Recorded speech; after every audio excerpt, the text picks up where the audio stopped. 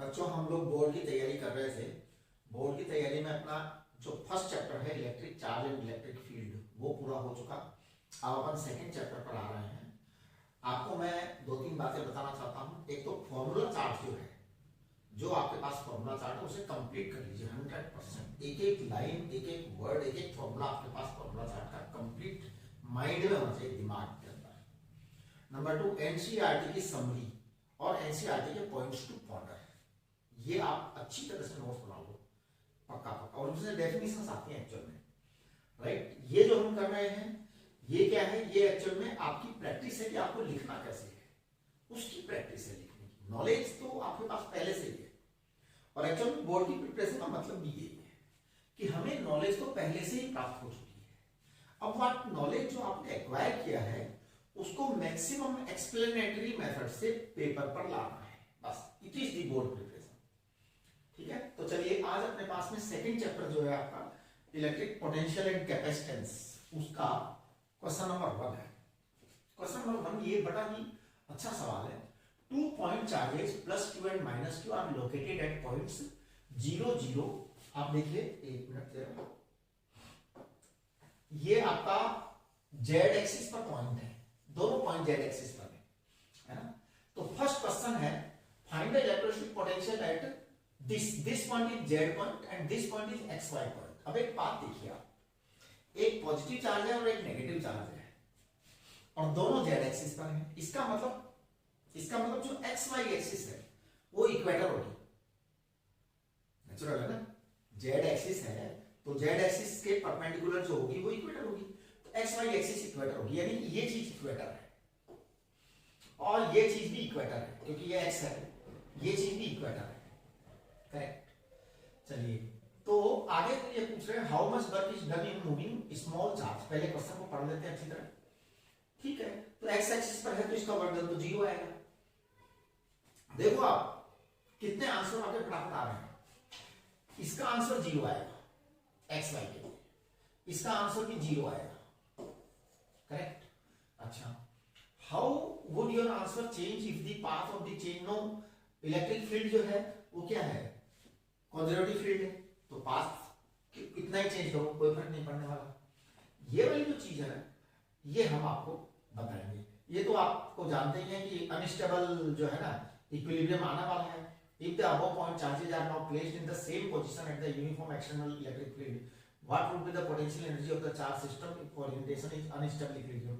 बिल्कुल unstable equilibrium है तो थीटा बराबर कितना है 180 डिग्री, ठीक है। तो वो हम करेंगे। तो हम आ जाते हैं 1 by 1। हम सबसे पहले ए वाला क्वेश्चन सॉल्व करेंगे, ठीक है। इलेक्ट्रोस्टैटिक पोटेंशियल 0 0 पर। तो देखिए जो फर्स्ट है ना ए पार्ट, वो मैं सॉल्व कर रहा हूं।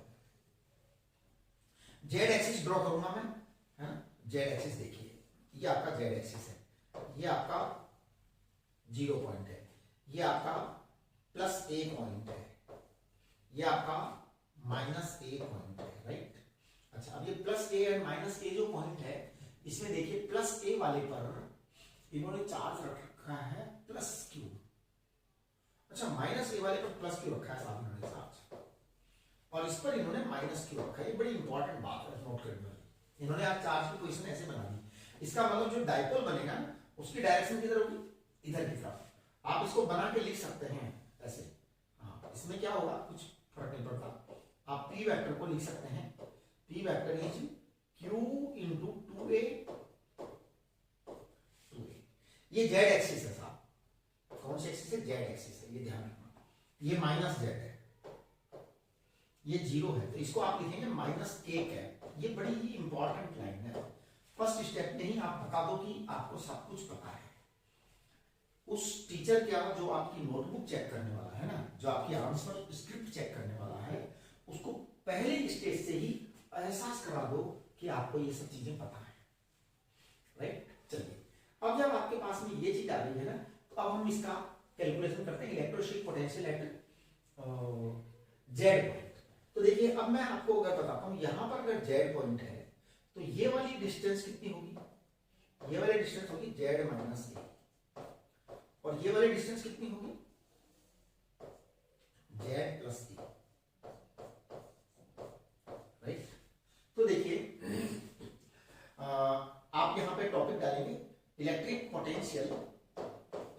पोटेंशियल एट 0 0 जेड, ऐसा टॉपिक डाल करके अब आप इसको कैलकुलेट करना शुरू करो।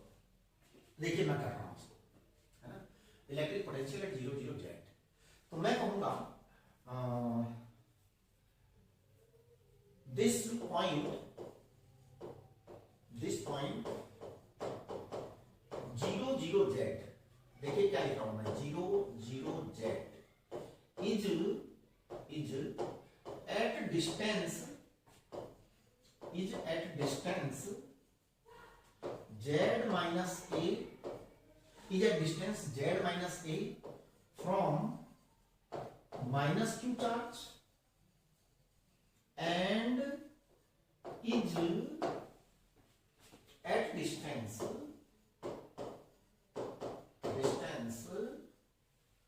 z plus a from plus q charge, right? Therefore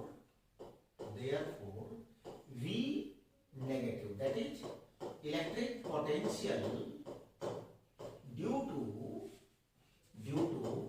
minus q charge,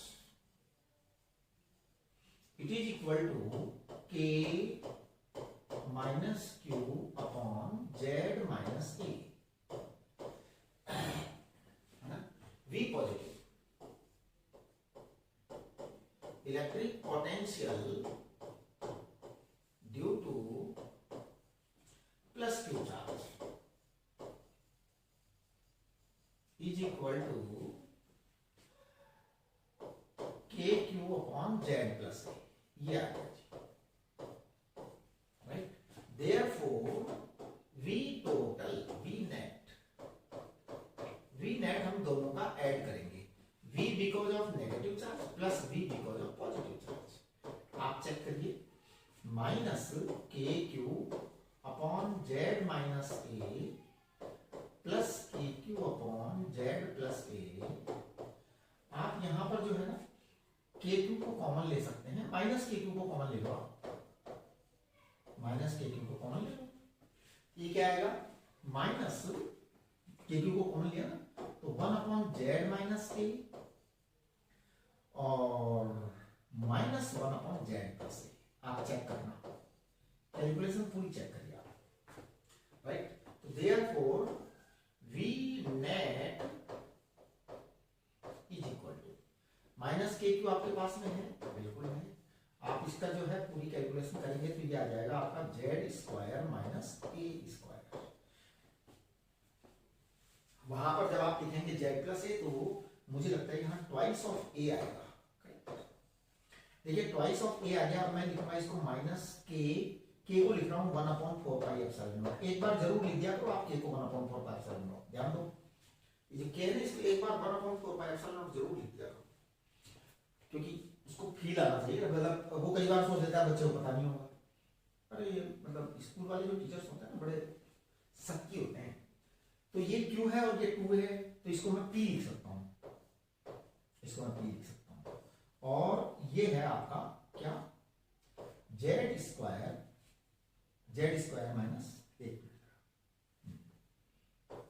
Z square minus A square, correct, ये आ गया आपका। तो अब आप यहां पे है ना एक छोटी सी चीज लिख सकते हो कि P is equal to Q into 2A, electric dipole,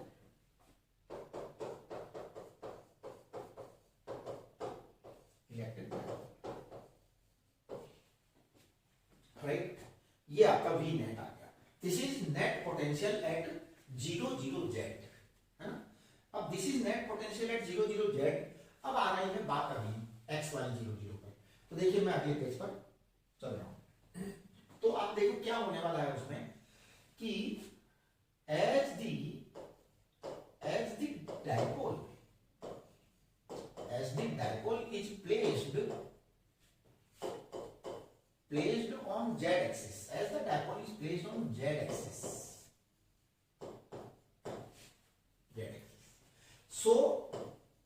so x axis, y axis xy plane and xy plane all will be equatorial line or equatorial plane, equatorial line और equatorial plane, बहुत ही important बात है equatorial plane for the diagram। देखिए इसको आप ना diagram बना के भी लिख सकते हो आप। ये देखिए जैसे आपका ये z था, ये आपका 0 था, ये आपका प्लस, यहाँ पे माइनस क्यों लिखा था शायद, है ना, यहाँ पे प्लस था, ऐसा था। अब देखिए ये z एक्सिस है, ये इन्होंने बताया था, आप इसको कर दीजिए ये x है या y लिख लो, कुछ भी लिख लो, y लिख दो ऐसे। अब ये जो y है x किधर होगा, x इधर होगा, इसको आप ऐसे शो कर सकते हो डॉटेड लाइन से, ये x, राइट। अब ये जो x है ना, इसको आप इधर भी शो कर सकते हो डॉटेड लाइन से, करना फर्म लाइन में डाल देना, ये ऐसा है। अब आप ये कहेंगे कि जो xy प्लेन है, entire xy plane is equator plane, है ना, तो यहां लिख दीजिए कि as shown in figure,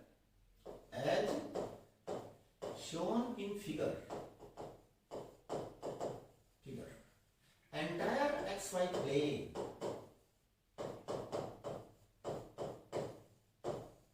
is equator plane। किसी बच्चे को कोई कंफ्यूजन हो तो आप जूम सेशन में जरूर बोल देना मेरे को, ठीक है ना, पूरे का पूरा इक्वेटर प्लेन है। we know that electric potential due to any dipole on equatorial plane या equator plane is always zero। ये जीरो आप अच्छे से कैपिटल में लिखते ना उसको बताने के लिए। अब देखिए hence a v at 0 0 z, ये आपका क्या आया था, ये आपका आया था -1/4 पाई एप्सिलॉन नॉट। आंसर सारे कलेक्ट कर दो, q अपॉन p, यहां p था ना,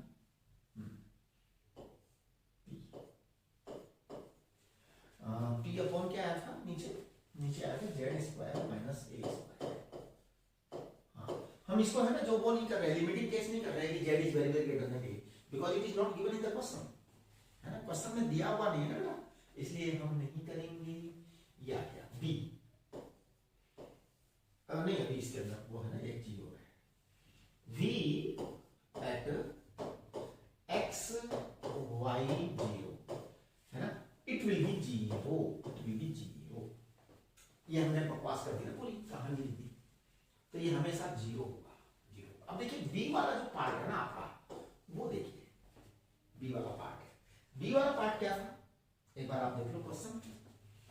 b वाला पार्ट था how much work is done moving this to this. तो देखिए b वाला पार्ट है ना, इसका आंसर बड़ा ही सिंपल है, आपको क्या करना है, because both the given points,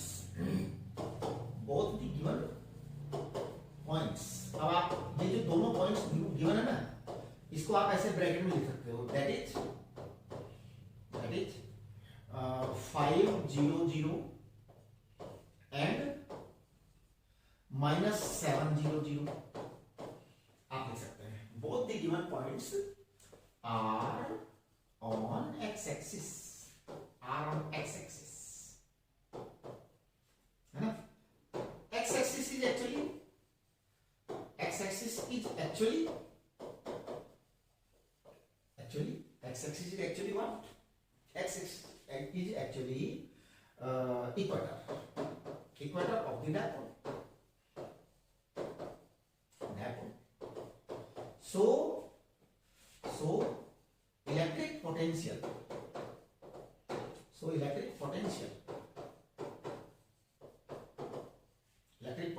is 0 on both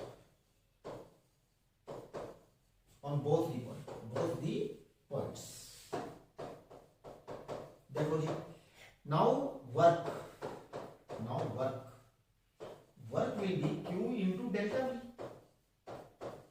q into delta v यानी q into 0 minus 0, that is 0, यानी no work will be done, no work will be done, no work will be done, कोई work नहीं होगा जी, no work will be done, right, कोई work नहीं होने वाला है। चलिए तीसरे उस पर आ जाते हैं, सी वाला क्या कह रहे हैं ये, एक मिनट जरा क्वेश्चन देख लेते हैं। क्वेश्चन है आपका C, how would your answer change if the path of test charge between, तो उसका आप सीधे सीधे लिख दीजिए कि because electric field is a conservative field, so it work done does not depend upon the path, so it will remain 0 only. फिर आपका जो डी वाला है वो हम आपको बताएंगे, ठीक है। तो देखिए मैं कर रहा हूं उसको, तो जो है सी वाला आंसर दे रहा हूं मैं, सी वाला आंसर दे रहा हूं। As we know that electric field, पूरा लिखेंगे आप, electric field is a conservative field, conservative field,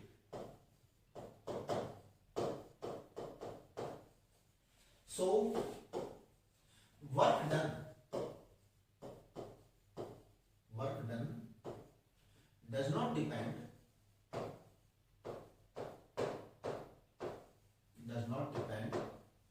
upon the path, followed,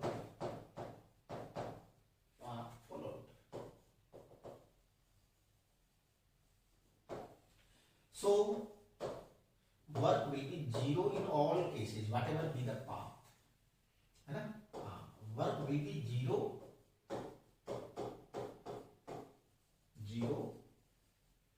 for all possible paths।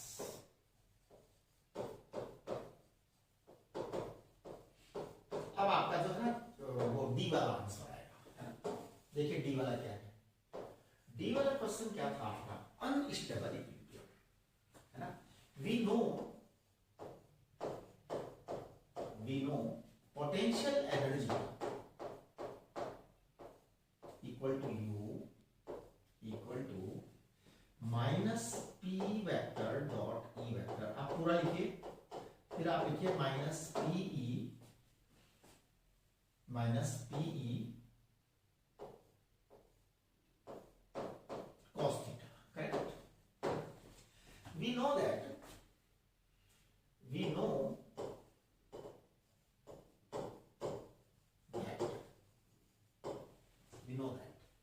for unstable equilibrium, for the case of unstable equilibrium, for the case of unstable equilibrium,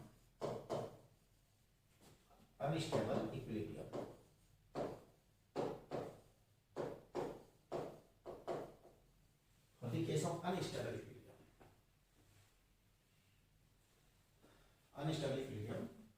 theta is 180 degree, theta is 180 degree। now so u is equal to minus pe cos 180 degree, that will be plus p, potential energy is maximum, potential energy is maximum, potential energy is maximum at unstable equilibrium,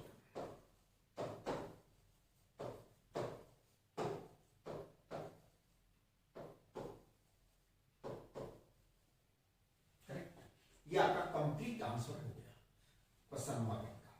अब हम question number 2 पर चलेंगे। तो आप क्या करें, पूरी चीजें बता दिया करो, ये कोई जरूरी नहीं कि मैं जो लिखा हूँ वैसा का वैसा लिखे, बस आपको मैं ये पता है। अब आप कहोगे कि सर फिर आप ये एक्सरसाइज क्यों कर रहे हो, इतनी मेहनत क्यों कर रहे हो, why are doing so hard work, तो ये सब कुछ तो हमको आता है। हाँ आपको आता है सब कुछ, इसीलिए मैं मेहनत कर रहा हूँ, क्योंकि सीखा तो मैंने आपको सब कुछ दिया, ज्ञान सारा है, अब उस ज्ञान को कागज पर लाना है। तो इसलिए मैं आपको स्टोरी बनाना सिखा रहा हूं, कहानियां बनाना सिखा रहा हूं। जो आपके दिमाग में है उसे अच्छे से अच्छे ढंग से ज्यादा अच्छी तरीके से लिख करके ले आओ। हो सकता है आप मेरे से बढ़िया लिखें तो लिखो, है ना। हाँ, ये कोई जरूरी नहीं मैं अच्छा लिखता हूँ ना, आप हो सकते हैं मेरे से भी अच्छा लिखे, तो लिखो, जरूर लिखो, ठीक है ना। एक देखिए अगला क्वेश्चन हमारे पास में है, derive the expression for the energy stored in parallel plate capacitor, hence obtain the expression for the energy density of the electric field। ठीक है जी, तो मैं expression for the energy stored in parallel plate capacitor बना रहा हूं। सबसे पहला अपना है energy stored in parallel plate capacitor, right. Energy stored, heading डालो, energy stored in parallel plate capacitor, heading डालिए।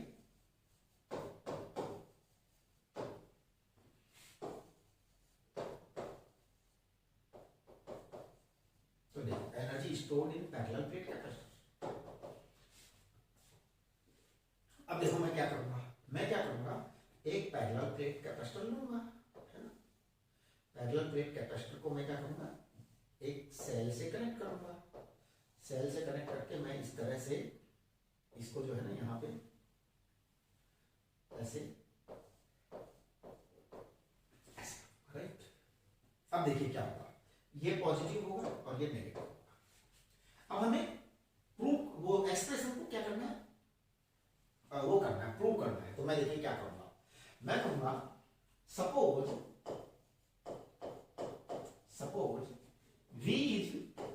V is potential on capacitor, V is potential on capacitor at any time,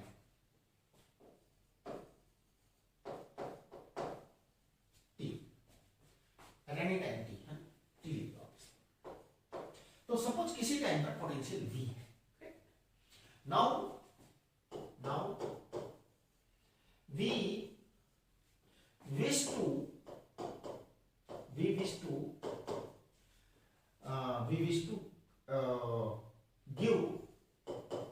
we wish to give or supply, है ना, we wish to supply further potential dV, further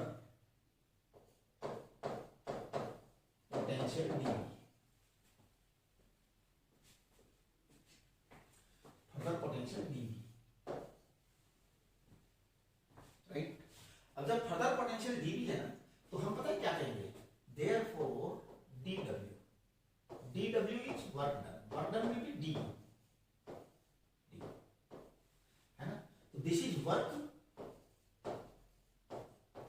done और potential energy change, और potential energy change, है ना। Potential energy और energy, ये क्या हुआ,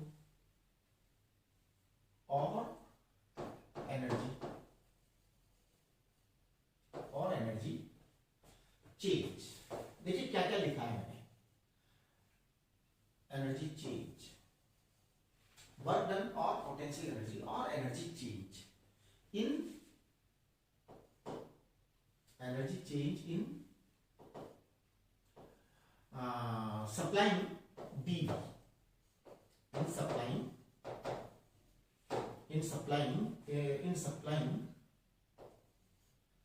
extra और further potential dV, ये आप पूरा लिखिए जिससे कि उसको लगे कि हाँ आप जो है ना इस चीज को कर रहे हो। तो फर्दर पोटेंशियल dV तो वो पता है क्या आएगा, वो आएगा Q इंटू dV। Q को आप लिखेंगे C इंटू D, राइट। अब आप यहां पर लिखेंगे U is final energy, total energy, है ना। तो आप लिख सकते हैं इसको final total energy,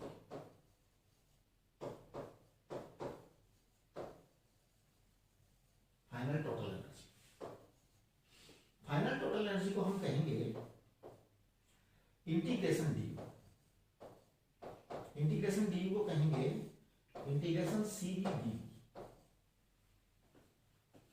integration c v d, इसे कहेंगे हम 0 से v तक, इसे कहेंगे हम इंटीग्रेशन 0 से v तक। तो u equal to half C we square, ये आपका रिजल्ट आ जाएगा। करेक्ट। अब देखो इसके बाद में ये कह रहे हैं hence obtain the expression for the energy density of the electric field, तो ये आपका u आ गया, है ना। This is total energy inside the capacitor. Now energy density की बात करें ना हम,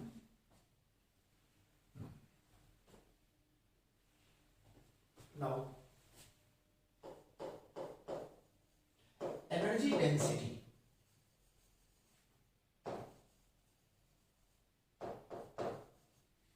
एनर्जी डेंसिटी इज क्या होगा एनर्जी डेंसिटी, देखो एनर्जी डेंसिटी आएगा आपका energy upon volume, energy upon volume,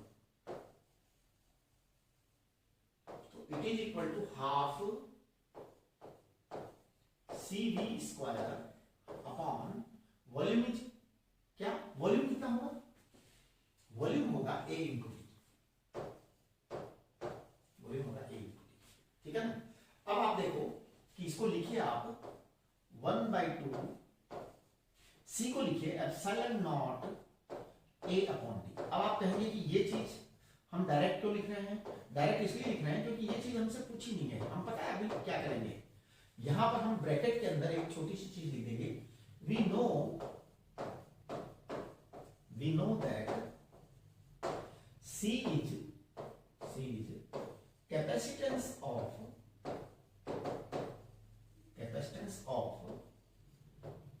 parallel plate capacitor,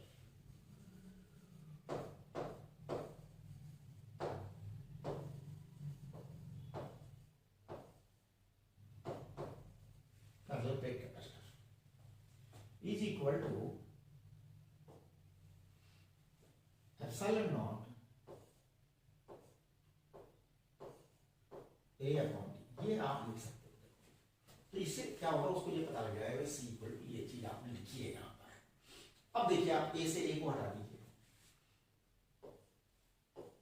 तो क्या आएगा एनर्जी डेंसिटी आपका, एनर्जी डेंसिटी आपका आ रहा है 1/2 epsilon naught v square upon d square, v upon d whole square, correct. आप इसको लिख सकते हैं 1/2 epsilon naught v upon d को आप लिखेंगे e स्क्वायर, है e स्क्वायर। अब आप e को क्या लिखेंगे, हियर आप यहाँ पे ब्रैकेट ब्रैकेट के बाकायदा साइड में लिखा करो सारी चीजें, जैसे आप पेपर बनाते हैं ना, पेपर को कभी कभी पूरा मत लिखो कंप्लीट, पेपर में आप जो है ना क्वार्टर स्पेस जो है छोड़ करके लिखो। जैसे आपका पेज है तो पेज है तो आप क्या करो साइड में जगह छोड़ करके छोड़ा करो हमेशा, पेज पूरा कभी मत करो, उसके अंदर ये साइड अंदर ब्रैकेट रख करके एक्सप्लेन किया करो कि here E is electric field intensity that is V upon D, ऐसे इस तरह से, करेक्ट। ये चीज आ गई। अब आप देखिए कि हमारा ये वाला काम कंप्लीट हो गया एनर्जी डेंसिटी वाला। अब हम जरा क्वेश्चन देख लें एक बार क्या है अगला।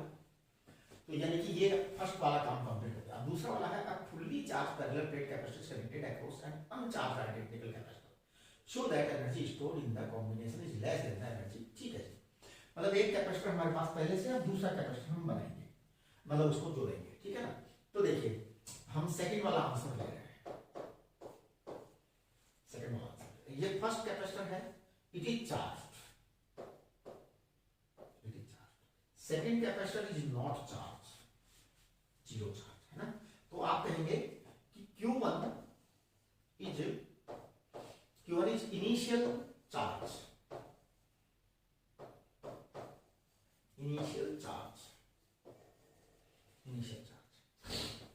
ऑन फर्स्ट कैपेसिटर, है ना, ऑन फर्स्ट कैपेसिटर इट्स सी। अब आप यहां पर एक छोटी सी लाइन लिख सकते हैं, क्या लिख सकते हैं कि suppose the first capacitor is having, है ना, यहां पे आप लाइन लिख सकते हो सपोज द फर्स्ट कैपेसिटर, मेरी तरफ मत लिखना ऐसे, आप वहीं पर लिखना सामने कि सर कहीं भी लिख देते हैं तो मेरी तरफ, भैया मैं तो कुछ भी कर सकता हूँ, तुम थोड़ी कर सकते हो, एग्जाम मिल रहा है उनको। Suppose the potential of the first capacitor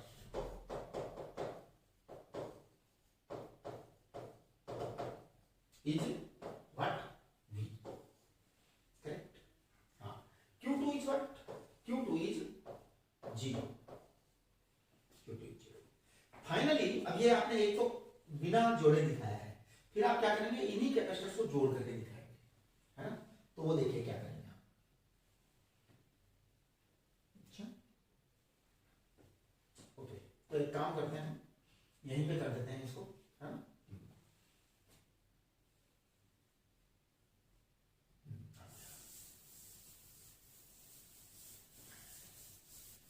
actual में वो पेज पर अगला डायग्राम लगा हुआ है अब ये क्वेश्चन का, तो अपन इसको यहीं पे कर लेते हैं, राइट? देखो क्या हुआ है, तो जो है ना, अब जो है ना, ये वाला डायग्राम तो आपका रहेगा ही रहेगा। पहले सेकंड वाला diagram, now we connect both as shown in figure, as shown in figure। देखिए दो फिगर आपको बनाने पड़ेंगे, एक फिगर तो कौन सा, जिसमें कि दोनों कनेक्टेड नहीं है और एक चार्ज है दूसरा अनचार्ज है। अब हम दोनों को बनाएंगे और अब पता है क्या करेंगे हम, ये प्लस माइनस, ये यहां पे दूसरा कैपेसिटर, अब हम इसको कनेक्ट करेंगे, राइट? अब हम ये कहेंगे कि यहां पर जो है फाइनल पोटेंशियल डिफरेंस आएगा, जिसको हम इस तरह से बता सकते हैं कि दिस इज वी फाइनल, है ना? हाँ, तो on connecting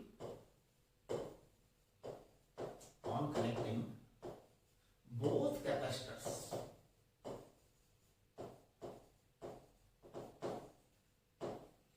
in parallel V1 equal to V2 equal to V final। Now अब आप करेंगे, नाउ क्योंकि बड़ा सवाल है साहब, 5 नंबर का क्वेश्चन है, ध्यान रखिए 5 नंबर के क्वेश्चन को पूरा करना चाहिए कंप्लीट, छोटी से छोटी बातें लिख देनी चाहिए। 1 नंबर का क्वेश्चन हो तो आप जो है डायरेक्ट फार्मूला लिख सकते हो, है ना? Now as per conservation of charge, as per conservation of charge, तो क्या होगा, Q1 plus 0 equal to Q1 dash plus Q2 dash, आप ऐसे लिखेंगे। अब Q1 dash plus Q2 dash को आप लिखेंगे C V final plus C V final, तो आपका V फाइनल आ जाएगा। V फाइनल क्या आ जाएगा आपका, Q1 अपॉन 2C, आपका Q1 था CV अपॉन 2C, तो ये आ जाएगा V फाइनल, है ना? नाउ UI यानी इनिशियल एनर्जी, UI माने इनिशियल एनर्जी, आप लिख देंगे इसको इनिशियल एनर्जी,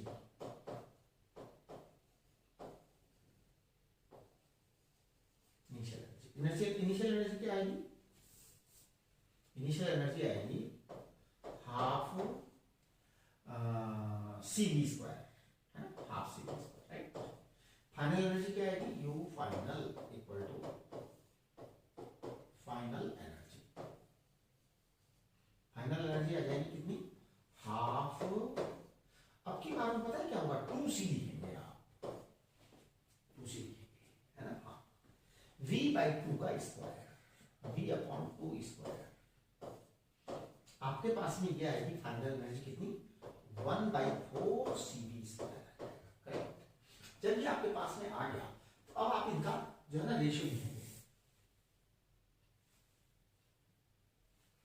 बड़ा होता है ना, बड़ा बराबर भी होता है, हाँ, अभी आया था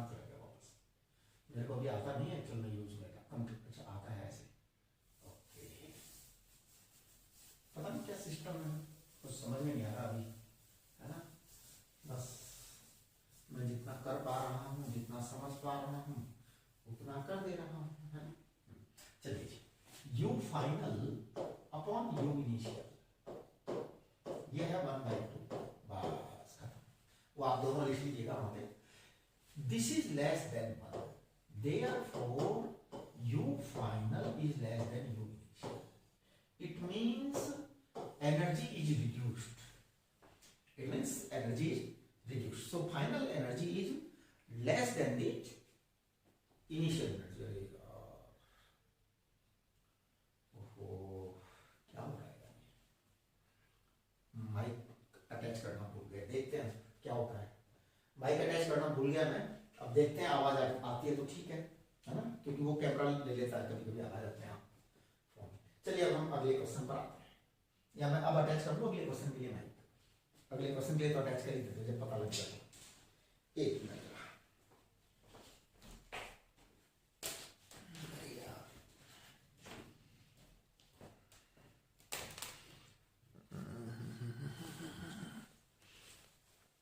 जस्ट अ मोमेंट।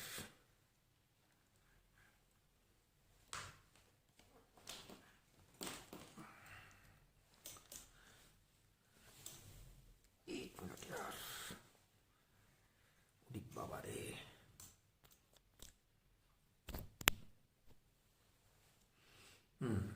चलिए, अब मैंने माइक का टेस्ट तो किया है, अब देखते हैं पिछला वाला जो पार्ट रह गया आपका वीडियो का, उसमें आवाज कैसी आती है।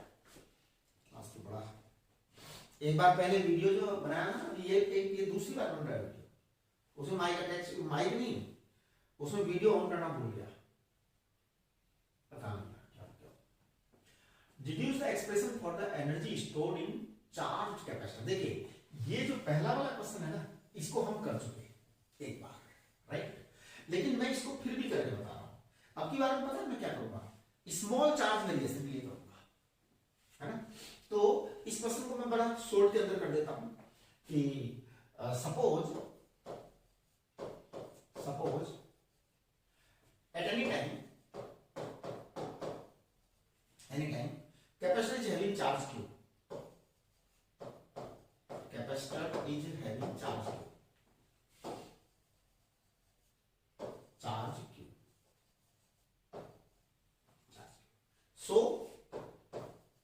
so V will be what? V will be Q upon C at this time.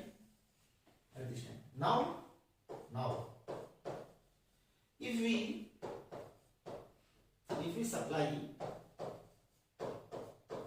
supply further dq charge, further small charge dq,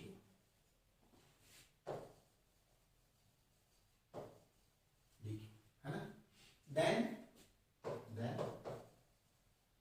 energy given or needed और वर्क डन, एक ही बात है सब चीजें, है ना, जैसे मैंने आपको पहले ही बताया, और वर्क डन। तो what will be this dw? This dw will be v dq, ये है। अब देखो v को मैं लिखूंगा q अपॉन c, यानी कि मैं मतलब कर तो वही रहा हूं, लेकिन मैं एक बार चार्ज को लेकर के कर रहा हूं, है ना, dq। अब देखिए it is du, therefore u will be equal to integration d, that will be integration q upon c d। तो this will be what? 0 to capital Q, 0 to capital Q। तो क्या हो जाएगा, ये हो जाएगा आपका, देखो 0 to capital Q जब हम करेंगे तो ये आ जाएगा क्यू स्क्वायर अपॉन 2c, ये कंप्लीट आ जाएगा। आप इसके बीच के स्टेप्स देख सकते हो, जानते तो हुई कि उसको एक बार क्यू स्क्वायर करके 1/c को बाहर निकालना है, वो करते रहना आप लोग, है ना। c square v square upon 2c, तो u is equal to what? 1/2c। ये आपका पहला स्टेप कंप्लीट हो गया। आप इसके दो आंसर लिख सकते हैं, दोनों आंसर राइट है, करेक्ट। अब आपके पास में इसका जो है ना सेकंड पार्ट है क्वेश्चन का, show that the effective capacitance c, ठीक है, सीरीज कॉम्बिनेशन की बात करनी है, 3 कैपेसिटेंस है, तो हम अगला बात कर रहा हूं, थर्ड वन, मतलब सेकंड पार्ट है ना। देखिए अब आपको क्या करना है, सीरीज कॉम्बिनेशन पहले बनाना है, तो मैं कैपेसिटर बना रहा हूं 3।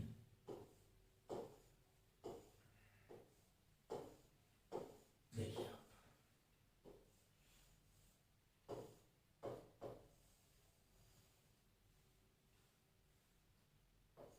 समझ गए ना, इसको जोड़ दो।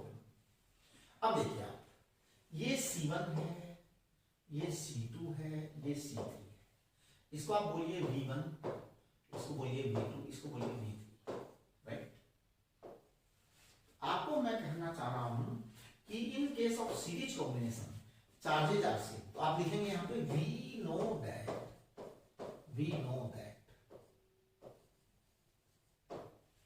इन सीरीज कॉम्बिनेशन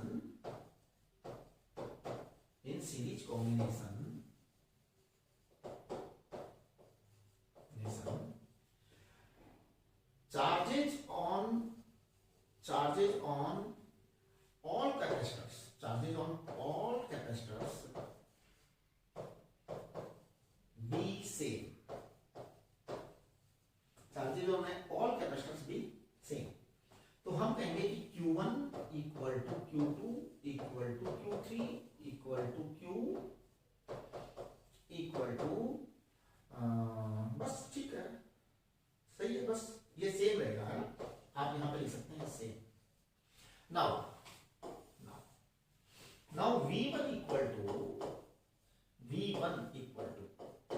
आप लिखेंगे Q upon C1, V2 equal to Q upon C2, V3 equal to Q upon C3, right. हाँ जी, अब देखो आप, है ना, ये Q upon C1, Q upon C2, Q upon C3, ये V3, ये सब आ गया। अब देखो आप V इक्वल टू क्या आएगा, V इक्वल टू आएगा V1 plus V2 plus V3, इसे हम कहेंगे Q upon C1 plus Q upon C2 plus Q upon C3। तो आप समझ गए कि V equal to total voltage, it is total voltage, इसको कह दीजिए टोटल वोल्टेज, ये क्या होता है, टोटल वोल्टेज,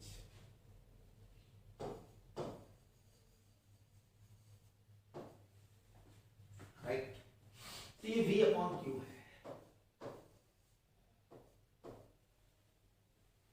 तो ये 1 upon C1 plus 1 upon C2 plus 1 upon C3, V upon Q is total capacitance, है ना, 1 अपॉन C आ जाएगा। आपको एक बार Q बराबर C भी लिख सकते हो, आप Q बराबर C भी लिख के फिर V से भी काटो, दिखा दो उसको, क्या है, बेकार की बातें हैं जी, है ना। इंटेलिजेंट लोग जो होंगे ना, वो थोड़ा सा ठीक से लिख देंगे अपने आप कहानी बना करके। एक बार आपको लिखना आ गया ना, अच्छा पता है ये स्टोरी बननी बहुत जरूरी है, क्योंकि आपको लाइफ में बहुत बार जो है ना, आप जब बड़े हो जाएंगे तो लिखनी पड़ेगी चीजें आपको, C1 C2 plus C2 C3 plus C3 C1, ऐसे करना पड़ेगा आपको। C बराबर क्या जाएगा, C1 C2 C3 C1 C2 C2 C3 plus C3 C1, ये आपका, राइट।